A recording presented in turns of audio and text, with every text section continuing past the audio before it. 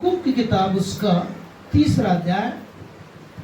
ऐसे तो हमारा 19 वचन मुख्य है, डायरेक्ट 19 को पढ़ लीजिए। यहोवा परमेश्वर मेरा बलमूल है। क्या लिखा है? यहोवा परमेश्वर मेरा बलमूल है। वह मेरे पाँव को हिरणियों के समान बना देता है। वह मुझको मेरे ऊंचे स्थानों पर चलाता है। जोर से बोले हालेलुया। अब हिरनी के बारे में आप लोगों ने प्रकट रूप में देखे हैं क्या? मेरे गांव के कुछ किलोमीटर दूरी में एक जंगल है। वहां पर हमने जब पढ़ने जाते थे तो हिरनी इधर से उधर भागते रहता था। हमने आंखों से देखा है भागते हुए। जोर से बोले हालेलुया। और पहाड़ी जो हिरनी होता है, जंगल डिस्कवरी चैनल वगैरह में देखे होंगे, छोटा सा जगह पे आदमी आप एक जगह खड़े रहिए, आपका पैर में मेरे पैर में खून भर जाएगा और हम हिलने डुलने लगेंगे। लेकिन वो चट्टान में जो हिरनी रहती है ना, एकदम छोटा सा जगह में अपने बच्चे के साथ वहां पे सिर खड़ा रह सकता, एकदम खड़ी जगह में। जोर से बोले हालेलुया। छोटा सा जगह अगर मिल गया तो वो ठहर सकता है। मतलब उसके पैरों में आखिर होता क्या है, उसके पैरों में क्या रहता है, हिरनी का अर्थ आखिर है क्या? जोर से बोले हालेलुया। हिरनी जो होता है उसका पैर बहुत ही मजबूत रहता है। मजबूत मतलब हाथी जैसे मांस भरा नहीं रहता है, वो हड्डी रहता है। हड्डी का आत्मिक अर्थ होता है परमेश्वर का वचन। जोर से बोले हालेलुया। हड्डी का अर्थ क्या होता है? परमेश्वर का वचन। और उस हड्डी से सटा हुआ नसें होती है उसके अंदर। क्या होती है? नसें होती है। मसल्स बहुत कम, लेकिन हड्डी में नसें रहती है और नस के ऊपर एक चमड़ा रहता है। तो नसें क्या है? जो से बोले हालेलुया। हड्डी तो परमेश्वर का वचन है और हमारे लिए उसके मांस, उसमें हल्का सा मांस रहता है, ज्यादा मांस नहीं रहता है, बहुत ही। तो मांस को कहा जाता है फेलोशिप। क्या कहते हैं? संगति। पहला है वचन, हड्डी मतलब वचन, मांस मतलब फेलोशिप, संगति। और तीसरा उसका चमड़ा। उसमें क्या डाले? चमड़े से क्या रहता है? ढका रहता है। चमड़े से क्या रहता है? तो वो चमड़ा जोर से बोले हालेलुया। वो प्रार्थना जीवन है। जोर से बोले हालेलुया। प्रार्थना के द्वारा हम क्या कर सकते हैं? परमेश्वर के वचन को, परमेश्वर की संगति को क्या कर सकते हैं? प्राप्त सकते हैं प्रभु के नाम की। यदि चमड़ा नहीं रहेगा तो, प्रार्थना नहीं रहेगा तो हमारा पैर मसीह के वचन में कैसे मजबूत रहेगा? हमें हाथी के जैसा पैर चाहिए बोल रहे क्या बाइबल? हाथी के पैरों में क्या रहता है? मांस रहता है। लेकिन वो हाथी हिरनी की तरह दौड़ सकता है, स्थिर रह सकता है?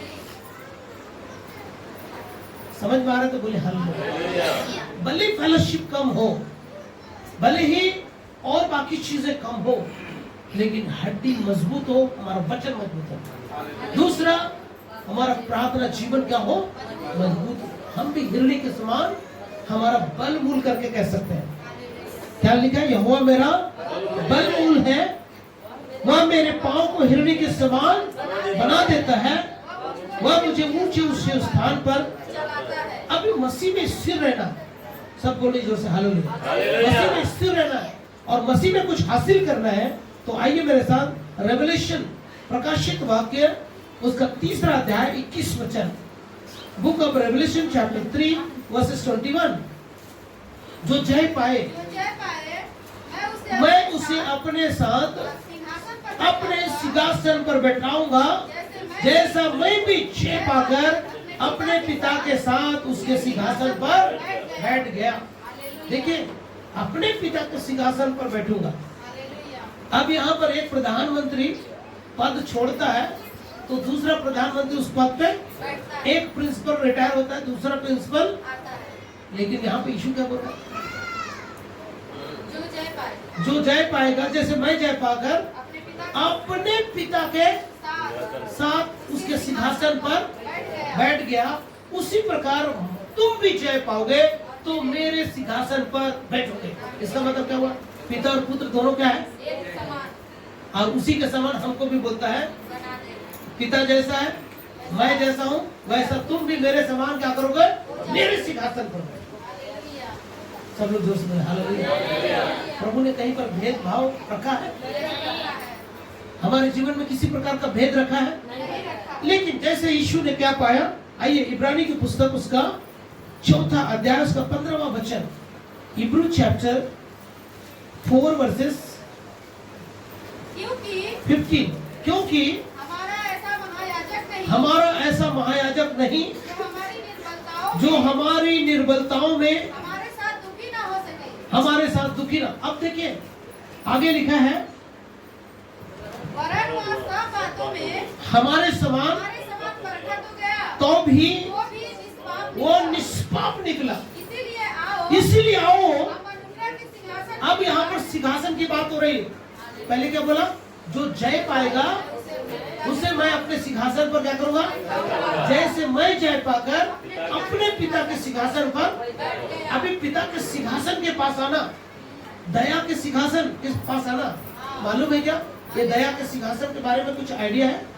वाचा का संदूक का दृश्य देखिए, वो आयताकार होता है। जैसे ये टेबल है, एक तरफ क्या है? एक करूब है, दूसरे तरफ क्या है? दूसरा करूब है, और बीच में क्या है?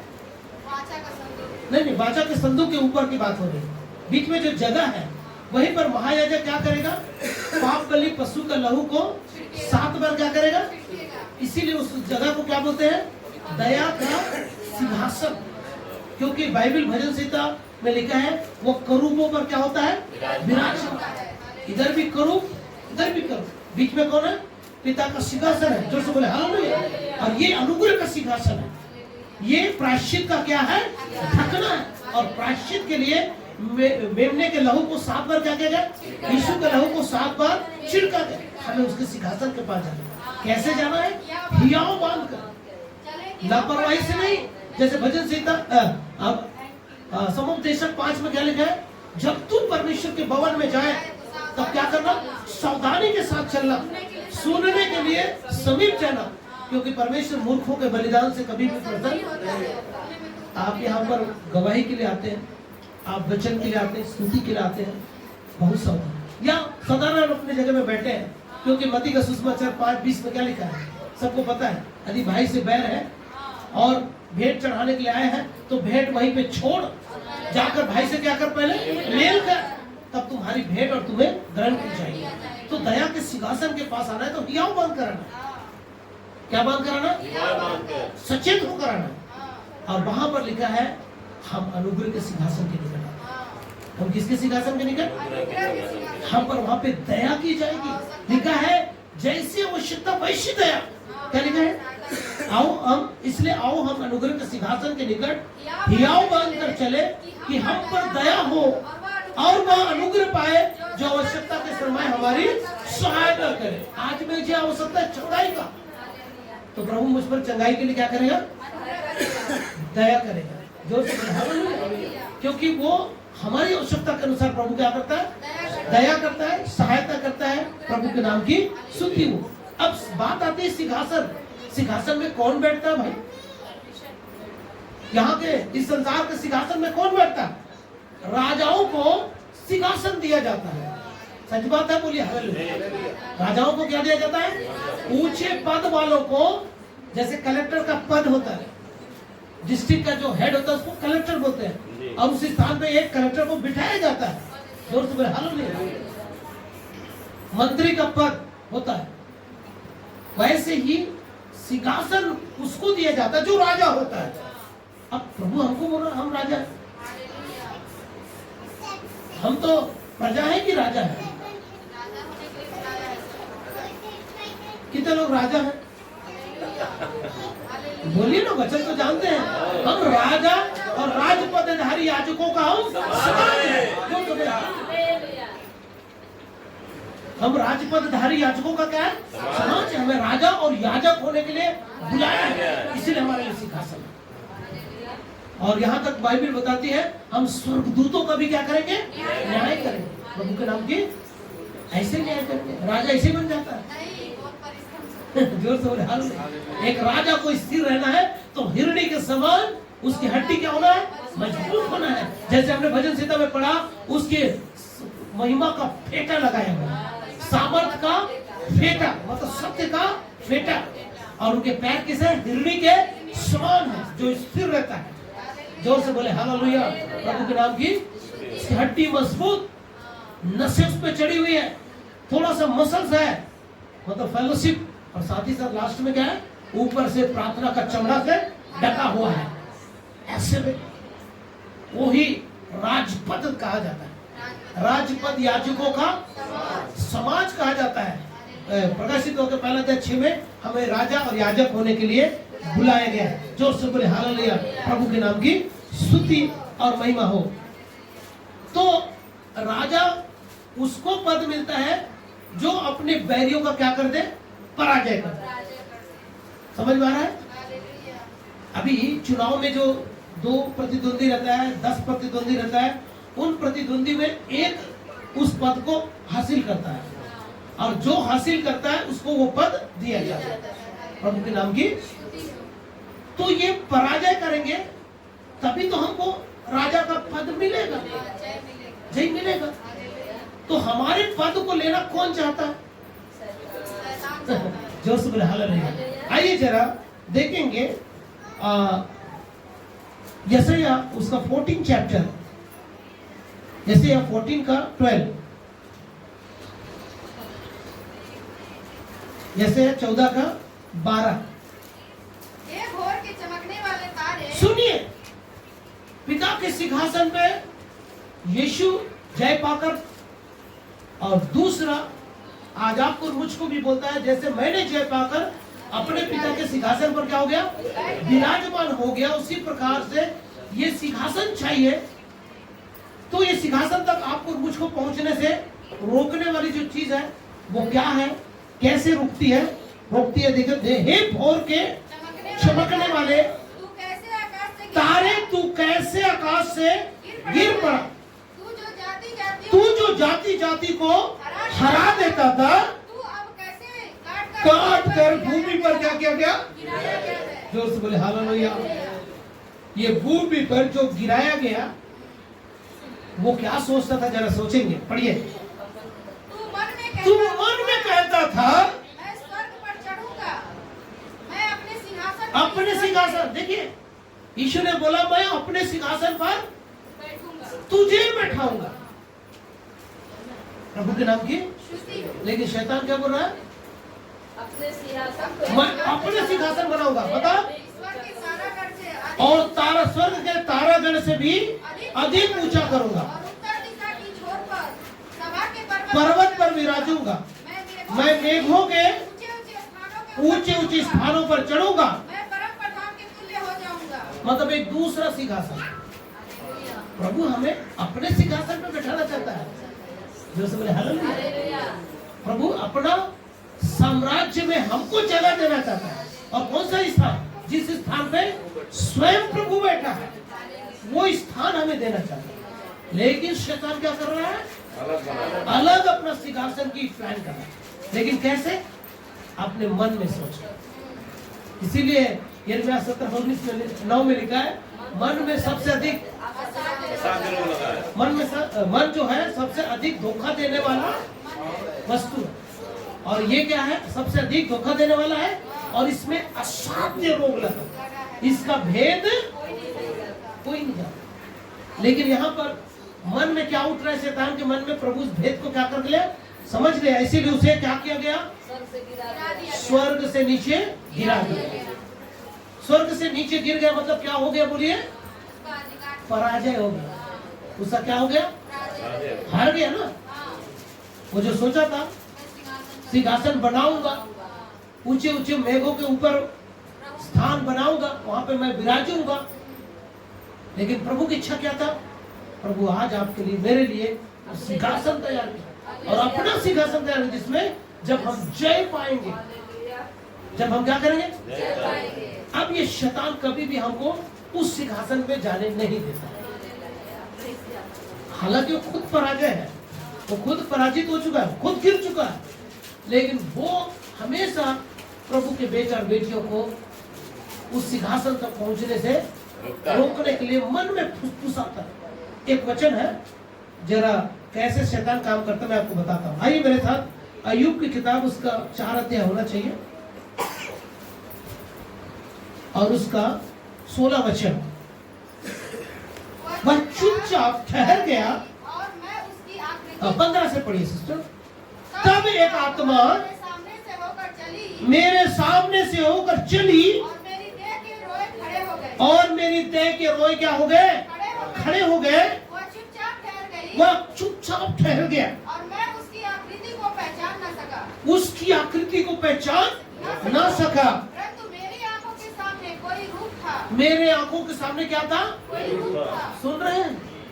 ध्यान से सुनिए। जब आपके रोए रोए खड़े हो जाए, शरीर घुरघुरा जाए और ऐसा लगे कोई मेरे अगल बगल है क्या? कितने लोगों ने ऐसा महसूस किया? नहीं किया कभी? हुआ है ना? कभी कभी तो हुआ है। आपको पहचानना है, क्या करना है? और आगे, मेरी आंखों के सामने रूप तो था, पहले सन्नाटा छाया रहा, फिर मुझे एक शब्द सुनाई पड़ा, क्या नाशमान मनुष्य परमेश्वर से अधिक धर्मी हो सकता है? क्या मनुष्य अपने सृजनहार से अधिक देखो, हो सकता है? परमेश्वर की बड़ाई तो कर रहा है, लेकिन हमको एकदम नीचे गिरा रहा है। जबकि प्रभु ने क्या बोला?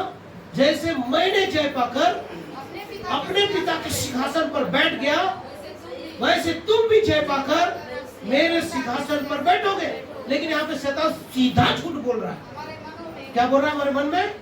क्या नाशमान मनुष्य परमेश्वर से अधिक पवित्र धर्मी हो सकता है?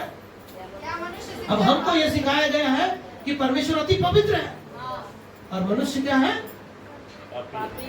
पापी, झूठा मनुष्य।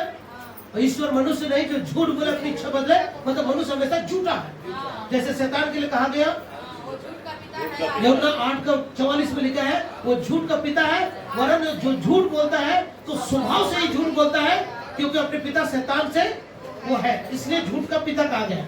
और मनुष्यों को भी कहा गया, ईश्वर मनुष्य नहीं गिनती 23:19 में, कि मनुष्य नहीं कि वो झूठ बोले और अपनी इच्छा बदले।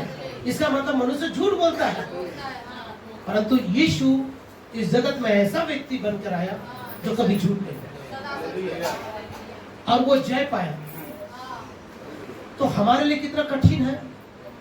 जो मनुष्य के लिए कठिन है वो परमेश्वर के लिए क्या है? बहुत ही सरल है। यदि हम अपने आप को, किसको मलमल वस्त्र देगा? देखिए, दूल्हा कभी भी ट्रांसप्लांट कपड़ा अपनी दुल्हन को पहना सकता है? नहीं पहना सकता। यदि शारीरिक दृष्टिकोण से देखेंगे तो उस कांच जैसे जो आर पार दिखने वाले कपड़े को पहनाया जाए, क्या होगा?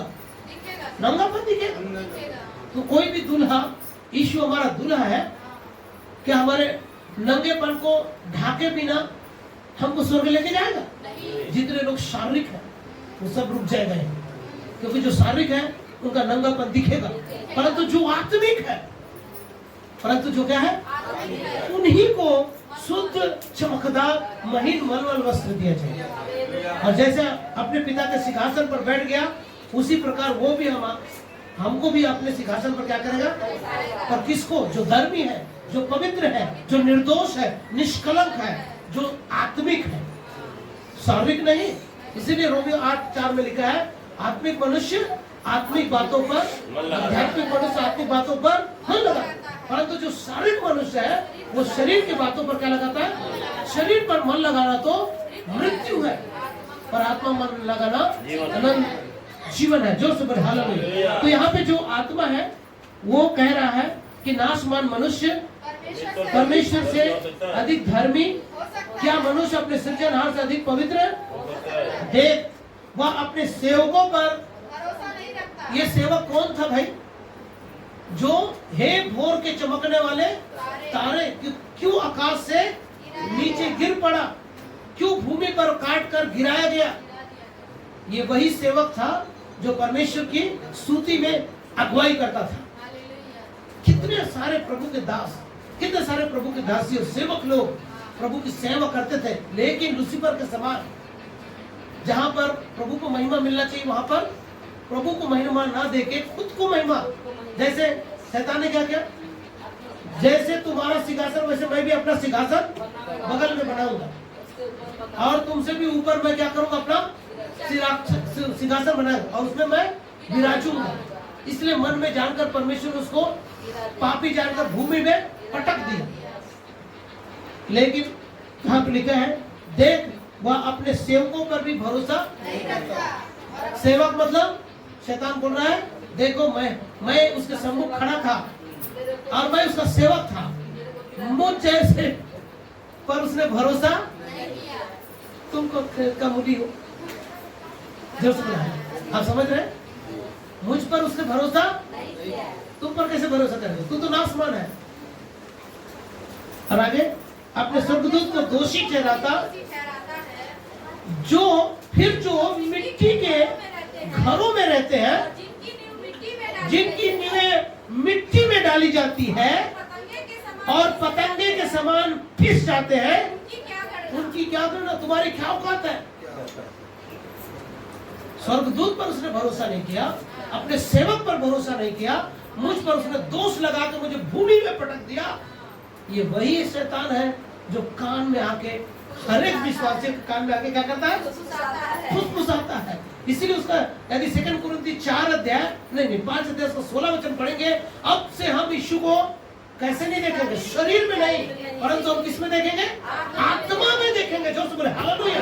तो आप यदि शरीर में देखेंगे, शरीर में दुर्बलता है, शरीर में असफलता है, शरीर में कमजोरियां है, शरीर जो है क्षीण होते जा रहा है। जो बोले हालेलुया। इसलिए 2 कुरिन्थी 4 उसका 16-17 में लिखा है, कदाचित हमारा बाहरी मनुष्यत्व क्या हो रहा है, क्षीण होते जा रहा है, परंतु भीतरी मनुष्यत्व दिन प्रतिदिन नया बल पर बल प्राप्त करते। एक तरफ शरीर क्षीण हो रहा है और दूसरी तरफ हम क्या हो रहा है, जोर से बोले हालेलुया। तो एक दिन पहला यूहन्ना 3 अध्याय, देखो पिता ने हमसे कैसा प्रेम किया कि जैसा वो है हम उसको वैसे ही देखेंगे, और ना जाने आगे हम और क्या कुछ ना होंगे, पर इतना जानते हैं कि जब हम उसे देखेंगे तो हम भी उसी के समान हो जाएंगे। हालेलुया। हम भी उसी के समान हो जाएंगे। तो प्रभु अपने जैसा बनाना चाहता है और शैतान कान में फुसफुसा के क्या करना चाहता है, जैसे उसको भूमि में पटक दिया और बहुत सारे लोग पराजित हो गए। शैतान की तरह बहुत सारे लोग क्या हो गए, अपने आत्मिक जीवन में गिर जाते हैं। प्रभु के नाम की स्तुति और महिमा हो। और साथ ही साथ मेरे साथ जब उत्पत्ति की पुस्तक उसका 3 अध्याय उसका 5 वचन को देखेंगे, बहुत महत्वपूर्ण बात है। क्या लिखे 5 में, वरन परमेश्वर आप भी जानता है जिस दिन तुम उसका फल खाओगे उसी दिन तुम्हारी आंखें क्या हो जाएंगी, खुल जाएंगी और तुम भले बुरे का ज्ञान प्राप्त करके परमेश्वर के तुल्य हो जाओगे। ये बहकाने वाला कौन है? कैसे बहका रहा है? जैसे वो खुद बहका है। कैसे बहका? मैं अपना सिंहासन ऊंचे से ऊंचे सिंहासन बनाऊंगा और उसमें क्या होगा, विराजमान होगा। और आदम और हवा को भी ऐसे ही बहका रहा है। वो आदम के पास नहीं गया, किसके पास गया है? अभी जोर से बोले हालेलुया। प्रभु के नाम की स्तुति और महिमा हो। और इस तरह से उसको क्या लालच दिया गया, मन में क्या लालच दिया गया, जिस दिन से तू सिरजा गया तुझ में कोई कुटिलता ना पाई गई, परंतु लेन देन के बहुतायत के कारण तेरा मन क्या होगा, फूल उठा और तू उपद्रवी होकर सुंदरता के कारण तेरी बुद्धि बिगड़ गई और तू इस कारण भूमि में पटक गया। यहेजकेल की पुस्तक उसका 28वां अध्याय और वचन नंबर 12 से लेकर 18 वचन में ये बातें लिखा हुआ। जो बोले हालेलुया। और उस दिन से तुझ में कुटिलता ना पाई गई, जब तू सिरजा गया था, लेकिन अब उसके अंदर क्या पा गया, कुटिलता। बहुत सारे प्रभु के सेवक बड़ी लगन से, ईमानदारी से, निर्भय होकर प्रभु की क्या करते हैं, सेवा करते हैं। जब उनके द्वारा चंगाई शुरू हो जाता है, उनके द्वारा दुष्ट आत्माएं निकलती है, छूने मात्र से दुष्ट आत्मा भाग जाती है और उनके प्रार्थना से मुर्दे व्यक्ति जिंदा होने लगता है, अपना मिनिस्ट्री का ही नाम बदल देता है। जीसस को पीछे छोड़कर अपना नाम लगा के मिनिस्ट्री शुरू कर देता है, अपने सिंहासन को परमेश्वर से ऊपर रखना चाहता है। ऐसे लोग क्या हो जाते हैं? बोलिए, पराजित हो जाता है। शैतान जैसे पराजित हो गया, वैसे प्रभु के बहुत सारे सेवक दास और दासी क्या हो गए? पराजित हो गए। परंतु हमें प्रभु ने क्या बोला? जैसे मैं जय पाकर अपने पिता के सिंहासन पर बैठ गया, उसी प्रकार तुम भी जय पाकर मेरे सिंहासन पर बैठो। जोर से बोले हालेलुया। इसलिए प्रभु आज आपको मुझको बुलाया। जोर से बोले हालेलुया। प्रभु के नाम की स्तुति हो। अब उसी का 14 वचन को पढ़ेंगे, 3रा अध्याय उसका 14 वचन। तब यहोवा परमेश्वर ने सर्प से कहा, सर्प मतलब शैतान, लूसीफर, शत्रु से कहा, तूने जो यह किया है, यह जो काम तूने किया है, इसीलिए तू सब घरेलू पशुओं और बनौले पशुओं से अधिक शापित है। तू पेट के बल पहले कैसे चलता था सांप? आपके जैसा, मेरे जैसा, या घोड़े के समान या गधे के समान 4 पैर रहा होगा, या खजूरा के समान 80 पैर रहा होगा। हमको थोड़ी पता है, मालूम नहीं, इसका वर्णन तो नहीं है। इसीलिए अब तू किसके बल चलेगा? पेट के बल चलेगा और जीवन भर मिट्टी चाटता रहेगा।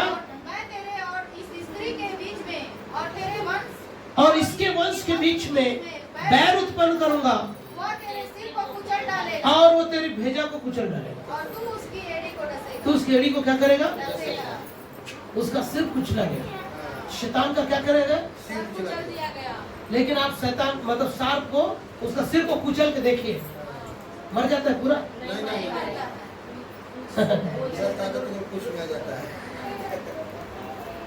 लेकिन रोमियो की किताब उसका 16 अध्याय 20 वचन को जरा पढ़ेंगे। ये 15 को, इसको पूरा 15 पढ़ लीजिए। 15 हो गया, सिर को कुचल डालेगा। ठीक है, अब रोमियो की किताब उसका 16 अध्याय उसका 20 को पढ़ेंगे। शांति का परमेश्वर,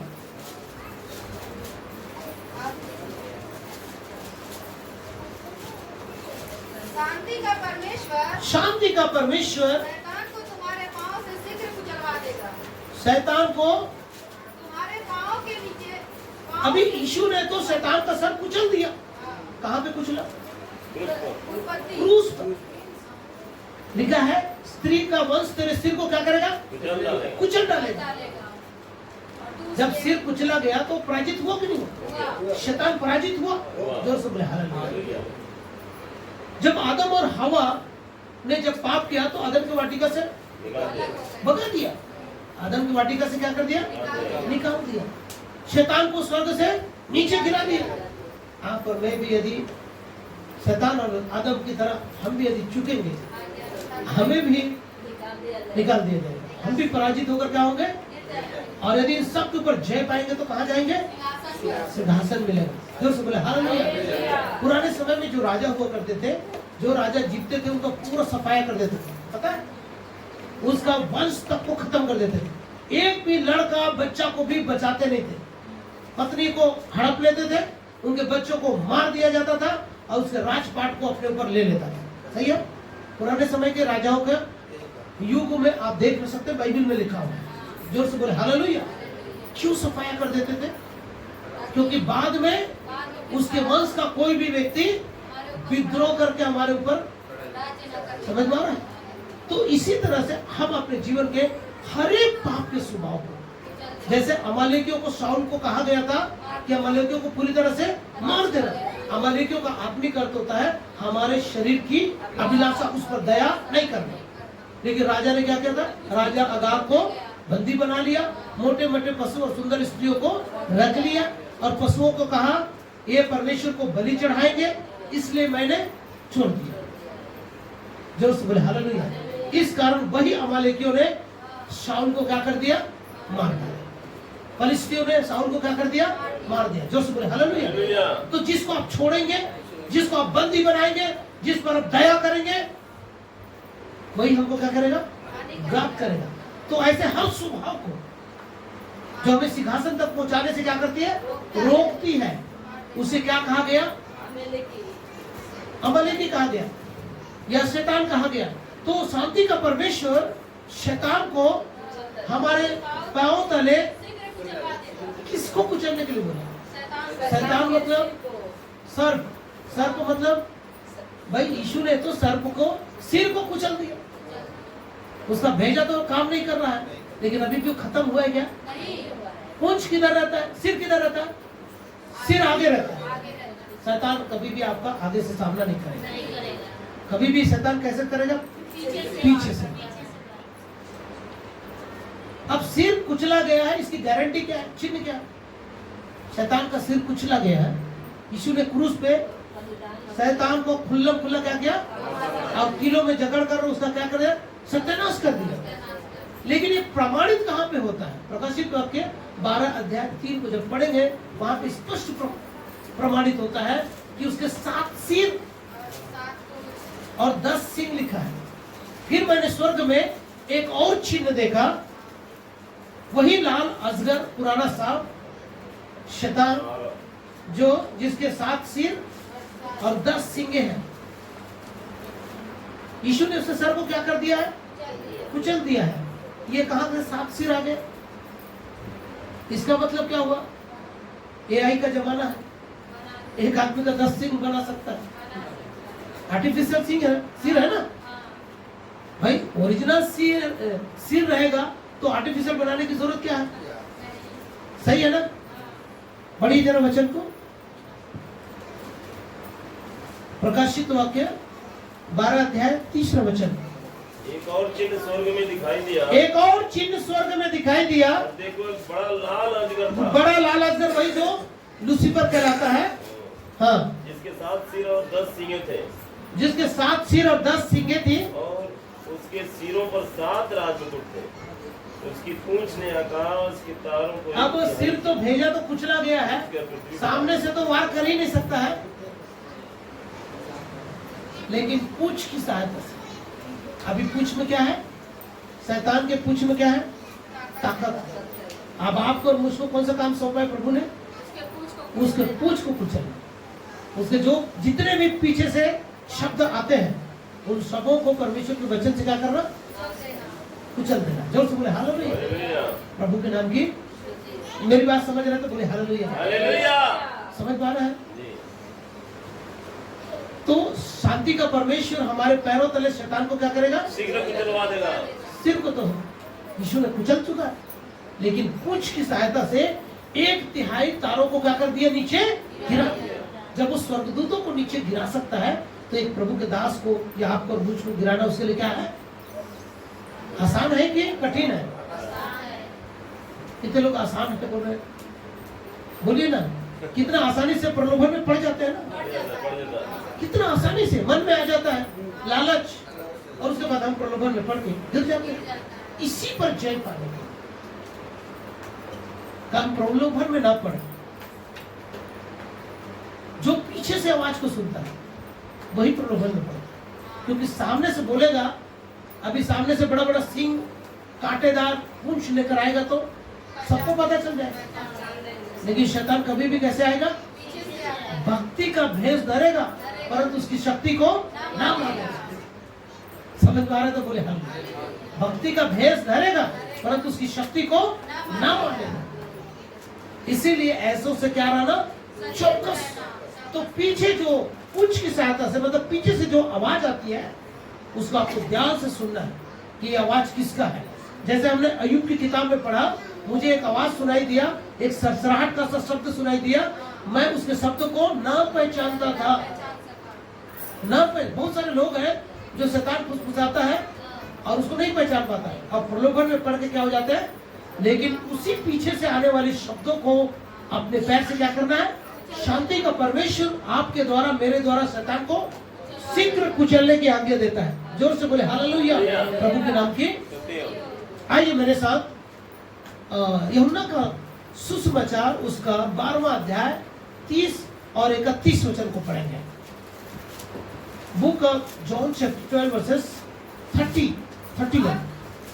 इस पर यीशु ने कहा, यह शब्द मेरे लिए नहीं, यह शब्द मेरे लिए नहीं है, परंतु तुम्हारे लिए आया है। ये किसके लिए आया है? हमारे लिए आया है। तुम्हारे लिए आया है। अब इस संसार का न्याय होता है, अब इस संसार का सरदार, और इस संसार का सरदार कौन? शैतान निकाल दिया जाएगा। निकाल दिया जाएगा। और मैं यदि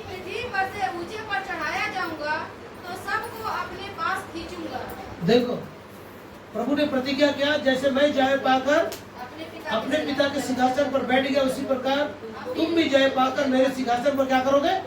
इससे पहले यीशु को ऊंचे पे चढ़ाया जाना। अब शैतान को कुचलना है तो अपने पांव को क्या करना पड़ेगा, ऊंचा करना पड़ेगा।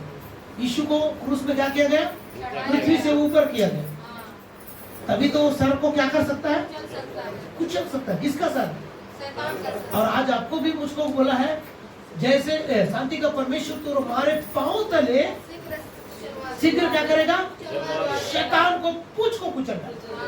मतलब आपके पीछे आने वाले जितने भी आवाज है, अंधकार की शक्तियां हैं जो हमें पीछे से लालच, प्रलोभन और कई प्रकार की बातों में क्या करता है, फंसाता है, उन शब्दों को आपको मुझको कुचलने के लिए बोला। तो शैतान को कुचलने के लिए कितने लोग तैयार हैं?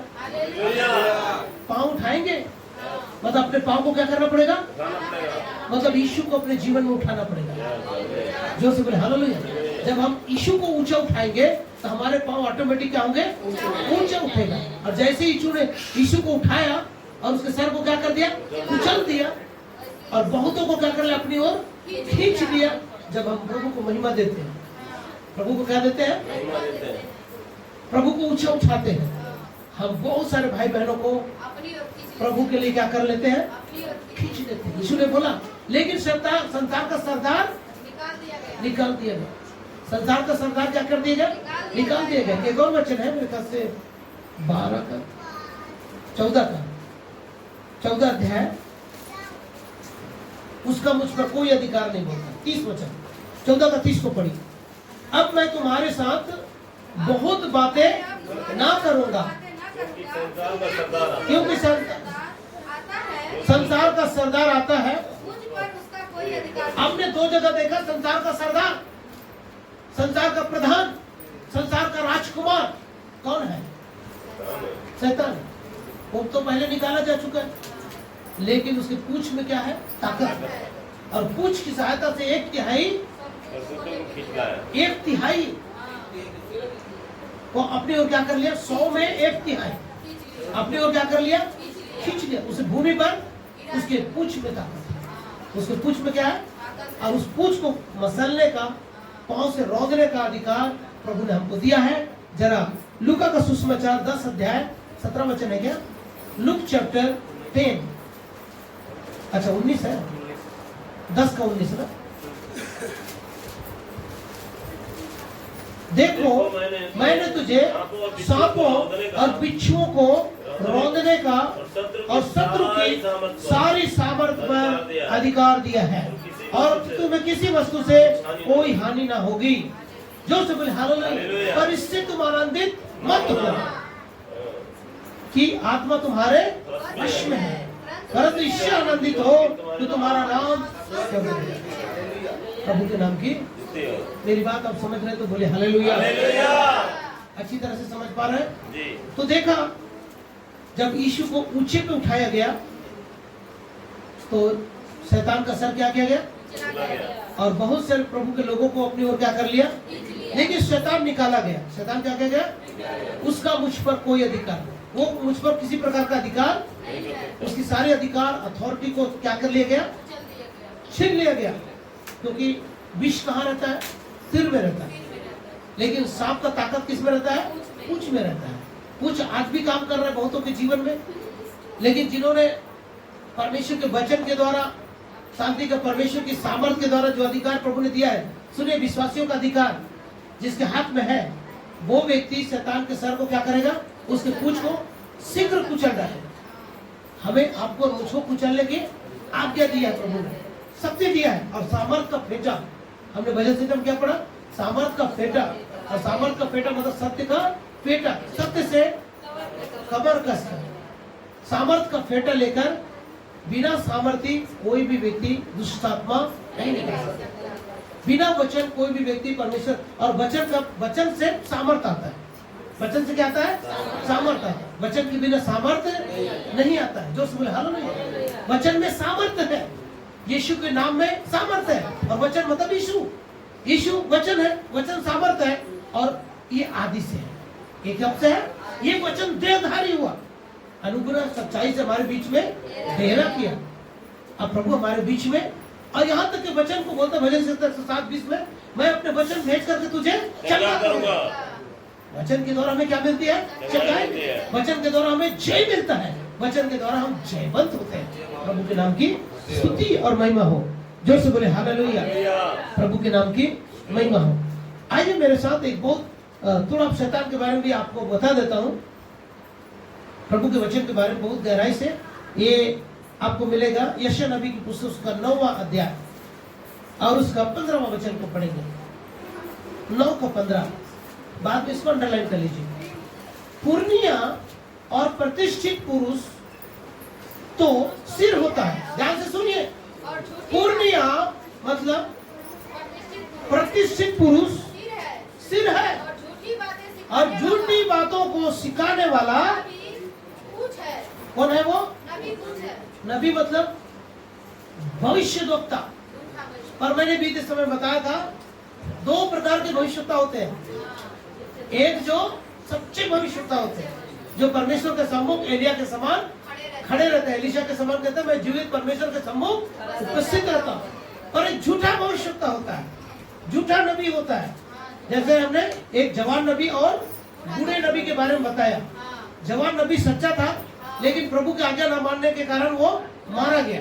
लेकिन झूठा नबी क्या था? बूढ़ा था, और उसने झूठी बातों में फंसाया और उसे खाना खाने पर ठहरने पर मजबूर किया, और उसकी बातों में आ गया। पीछे से आया वो। उस कहानी को जब पहला राजा 13 अध्याय को पढ़ेंगे, वो व्यक्ति किधर से आया? उसका पीछा करते हुए आया। जो झूठे नबी पीछे से आकर कहता है तुमको बहुत आशीष मिलने वाला है, तुम घर बनाने वाले हो, तुम कार खरीदने वाले हो, ये करने वाले हो, वो करने वाले हो, ये सब कैसे हो सकता है? ये पीछे से आता है। पीछे मतलब पूंछ की सहायता से। आवाज पीछे से आता मतलब शैतान से आता है। तो झूठे नबी किधर से आता है? पूंछ की सहायता से, पीछे से आता है। इसी को पहचानना है। पहचानने के लिए बहुत इजी सरल तरीका है, मालूम है ना? एक बहन के पास एक झूठा नबी आया और बड़ी बड़ी बातें बोलने लगा। कहा मुझे स्वर्ग के बारे में पता है, पृथ्वी के बारे में पता है, और पृथ्वी के नीचे रहने वाले चीजों के बारे में पता है। मुझे आपके भविष्य के बारे में भी पता है, जो पास्ट गुजर गया उसके बारे में भी पता है, अभी तुम्हारे जीवन में क्या हो रहा है सब पता है। ठीक है, आप एक काम करिए, पहले खाना पीना खा लीजिए, फ्रेश हो जाइए, बाद में हम आपकी बातों को सुनेंगे। लाकर उसके सामने चावल परोस दिया और उसके सामने बैठ गया। और भविष्यता झूठा भविष्यता देख रहा है, कुछ तो लाएगा खाने के लिए, लेकिन कुछ भी नहीं लाया। खाइए तो मैं ऐसे सूखा भात कैसे खाऊं? तुमको स्वर्ग के बारे में पता है, पृथ्वी के बारे में पता है, पृथ्वी के नीचे के बारे में पता है, मेरा पास्ट पता है, मेरा फ्यूचर पता है, मेरा वर्तमान पता है, ये चावल के नीचे घी और शक्कर है, वो कैसे पता नहीं चला? समझ पा रहे? जोर से बोले हालेलुया। आप इजी पहचान सकते हैं, क्योंकि वो पीछे से कुछ फंसा है, आपको पीछे से पंप मारेगा। आप समझ जाइएगा, मीठी मीठी बातों में लोगों को भरमाता है, लेकिन जो सच्चे लोग हैं वो आगे आते हैं, आगे से आते हैं। पूर्णिय और प्रतिष्ठित पुरुष सिर है, वो आगे से आएगा। अच्छा सच्चा लोग होगा, आपके सामने से बात करेगा, पीठ पीछे बात नहीं करेगा। इसलिए जो पीठ पीछे बात करता है उसको शैतान समझकर उसको सर के आगे, उसके पैरों को क्या, अपने पैरों से क्या कर देंगे? कुचल देंगे। और जब तक नहीं कुचलेंगे, ध्यान से सुनिए, जैसा वो पराजित हुआ, जैसा वो गिरा, एक दिन हमें भी क्या कर देगा? इसीलिए हमें शांति का परमेश्वर बोलता है, मैंने तुझे शैतान को कुचलने का अधिकार दिया, सांप और बिच्छुओं को रौंदने का अधिकार दिया है। जोर से बोले हालेलुया। प्रभु के नाम की स्तुति हो। तो ये जो पैर होता है, जो कुचलने वाला पैर होता है, वो मजबूत होना चाहिए। जैसे कि भजन संहिता 91, आइए जरा, भजन संहिता 91 वचन नंबर है 30।